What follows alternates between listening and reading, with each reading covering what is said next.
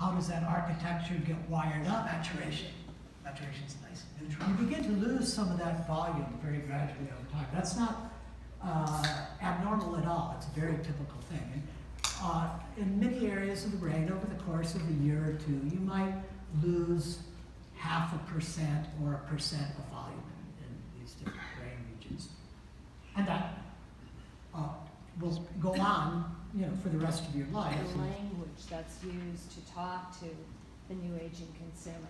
I've seen so much that says we don't use the word seniors anymore. Yeah. We shouldn't use words like loved ones, etc. Be a larger part of a mature population, a smaller subsegment that are the young learning population.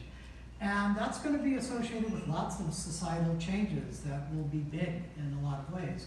How to accommodate the wants and the unique needs of that older population is going to take a lot of restructuring of the way the world's organized. There is inadequate work being done on new product innovation that addresses the needs of them. But we do need to figure out ways of talking about older adult individuals without being demeaning or stereotyping or that are loaded with negative connotations.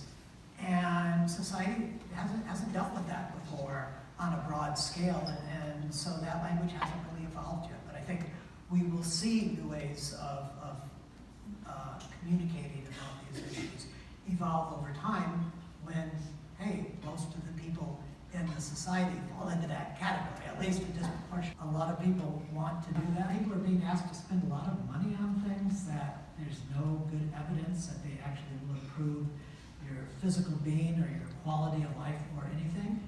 And the danger in that is there's a lot of snake oil out there. And so I think there needs to be good regulatory oversight in the way products are rolled out and the way they are communicated in the marketplace. There needs to be a certain truth in advertising about the value of these tools. About the only thing you see in advertising on a regular basis that are targeting older people. You could probably go on and turn on some news show tonight and there'd be a Viagra. For housing and for building new housing that's more suitable for aging in place. You don't have tall stairwells that people can't walk up them. If people are shaky on their feet, you want to make sure there are handles in the bathroom so they can get in and out of the tub without falling. These are just very basic things that most housing is not designed for. So a lot of people, as they get older, one of the main drivers of rehab of your house, remodeling, is whether that remodeling can take into consideration their needs as they grow older, so they can remain in their own homes as their physical abilities change. And once they get online, which they're doing very rapidly, they are adopting, the rate of change in adoption of digital technology is about the same as with younger people, but older people are starting in a lower base, and so it takes a while to build up a large population of older people. But once people are online, they use Facebook or are addicted to their phones just as much as anybody else. And Alzheimer's. It's an important topic, obviously, but that's a small part of the population. And just like heart disease, there's pretty good evidence that you can delay the onset of these neurodegenerative disorders through lifestyle changes.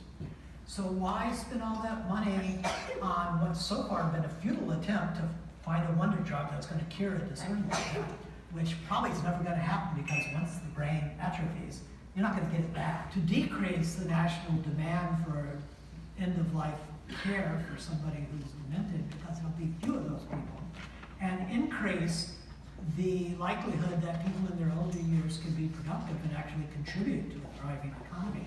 And hardly any, a small fraction of NIH spending on aging that's focused on healthy aging. Almost all of it's going to disease. So I think that at a policy level, that's a fundamental mistake in the way that money is being allocated and the way that aging is looked at in society. People are concerned about not being able to get around. They're concerned about not being able to take care of themselves. They know that cognitive decline isn't characteristic of aging, and they're worried about that.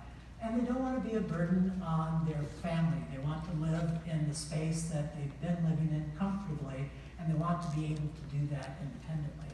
Most young people don't even have a gym membership, so there's not very much money spent in that realm in the younger population. In the older population, there's a lot of opportunity in the consumer services and the consumer product area to take advantage of the desire of everyone wanting to live longer. And so, you know, Apple Watches. There's not a lot of young people who own an Apple Watch because they're not going to spend hundreds of dollars for something that isn't much different in terms of its basic benefit for something you can buy for $10 off the shelf. Where I see people wearing Apple Watches and other high-end fitness monitoring techniques is almost all fairly well-to-do older people. Later in life that you get your health care needs from a physical perspective and from a disease, the fact that you have to confront disease as you get older really falls primarily, way beyond half, something like 90% of healthcare spending falls in the lap of older people.